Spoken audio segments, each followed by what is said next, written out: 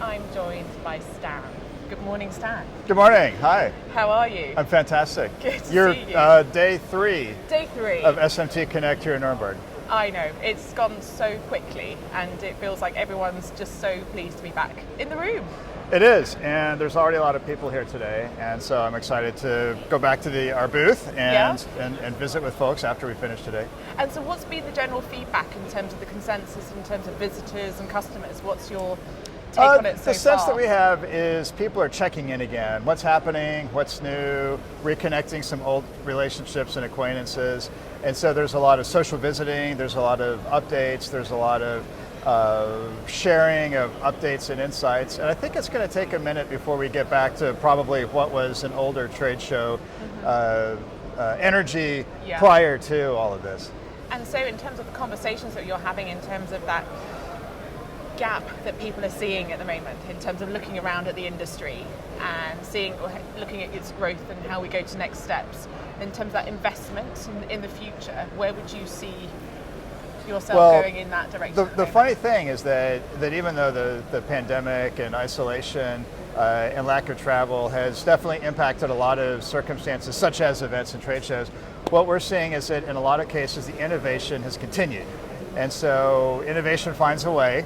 And at PulseForge, we actually made huge progress during the last 2.5 years, around our really novel soldering technology. And what we're able to do is use bursts of really intense flash lamp energy in this case, and to create a temperature gradient, so the surface gets hot and the underlying material does not, because we're putting so much energy into the surface with a lot of power, so it's energy and power. And with this really tricky manipulation of heat transfer and thermodynamics, we're able to, and our customers using our tools are able to melt and reflow solder in half a second or a second without damaging the plastic. And so key applications for us are wearables, automotive, aerospace is actually an emerging application now around building really truly flexible hybrid electronics. And the way that we're able to do this is, as I said, this clever manipulation of the laws of physics. We don't break the laws of physics, but we do use them quite a bit to our advantage in sneaky ways. And so on the skills gap, it turns out that the games that we're playing with the heat transfer physics are not the sorts of things that are in schools and universities yet. And so when we think about bringing people and technologists into the company, and even marketing people into the company, we have to find people that have a fundamental understanding of science and math and engineering and physics and chemistry. And depending on their background, it can still take upwards of 6 months to a year for smart, educated people to understand the nuances of our technology to the point that we can unleash them on customers to help them develop processes using our tools and using these new technologies. So one of the ways that we try to accelerate that gap and close that gap is by partnering with universities at the academic level. And that does a couple things. One is, because this is such novel technology, it actually fits very well the sort of emerging classic definition of deep tech, which is typically convergence of materials and physics and biology, which we're not, and often software plays a role. But it's technology development that can span a decade or more. It's not an incremental update. So we're bringing a very fundamentally different way of doing things. And so by partnering with universities and academic groups, we can actually support their technical creativity and their innovation and understand and develop and uncover new potential scouting type applications that are 5 or 10 or 15 years maybe in the future from being industrialized.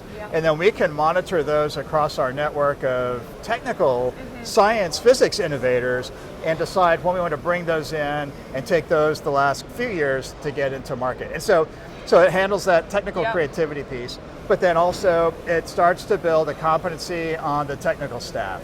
And so we will often hire the students that were working on those programs, because they have familiarity with the technology, with the equipment, oftentimes with our team, they often will come and go and do projects.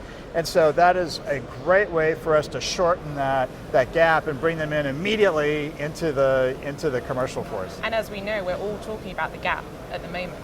It's a big topic. It's looking at whether is it possible to go even younger in terms of the education system.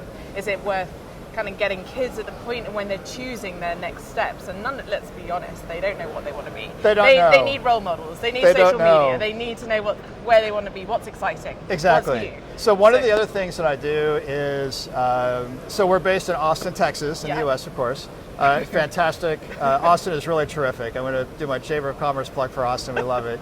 A lot of people are moving there, but it's still a great place.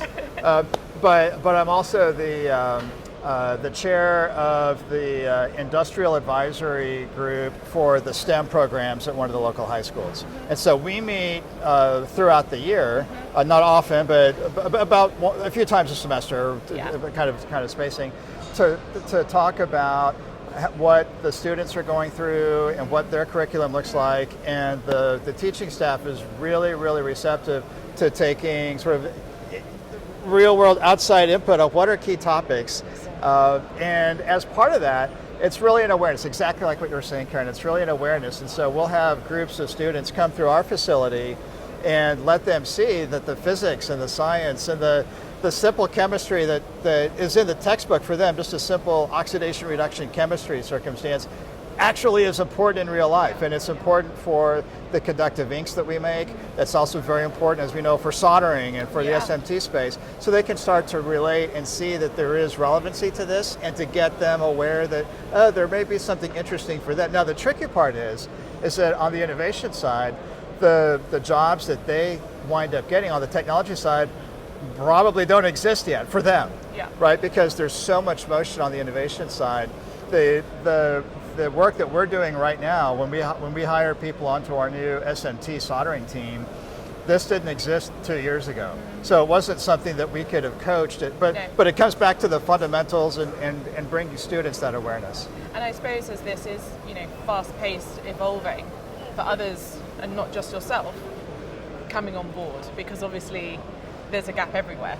There is a gap everywhere. Coming together in that to ensure that you're all working together as one. There's a tremendous workforce gap that's happening, a generational gap that's happening now as well. And our customers are telling this, that the experienced senior staff are retiring or moving on and changing directions, and that's leaving a really, really difficult competency gap inside groups. And it really is fundamentally putting at risk sort of classically identified core competencies for those organizations. So would it be worth doing some sense of mentoring? So keeping those on, in terms of that role model that actually this industry needs to retain for its future success. That's right, and it's smart for those organizations to first of all self-recognize that they have that, but then it's very much another thing to act on that. And so to have the foresight and the commitment and the purpose and the determination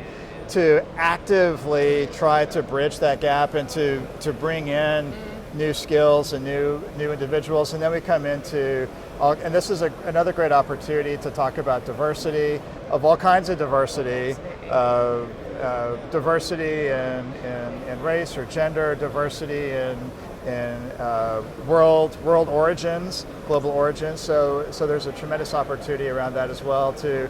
And also industry. And industry, bringing people from other industrial backgrounds. And I think if COVID has taught us anything, it's that sense that we sometimes need to look outside. And when we're all focused looking on the inside, whether our opportunity could just be there, but we just don't see it right now. That's right, because bringing in people that have a different background and perspective, but are able to understand and apply that in ways that the internal team might not have thought of. But that's a challenge for the HR hiring people, because the classic trajectory is to minimize candidate risk and to find someone that has an exactly linear background that's going to plug straight into what you need, which is one approach. But also it's important to have, we think, to have people that have a different background that can adapt and learn into that piece. But it becomes part of a balance, a workforce mix, to have the combination of these perspectives. And also you're complementing each other. It's trying to find the right fit. It's complementing one another. And as human beings, and as we've seen here, even at the show, we all need to be engaging with one another again. Yeah, absolutely. Communicating in the right way, and whatever that might be. Stan, thank you so Thank you very much. It's It's been nice to great see you.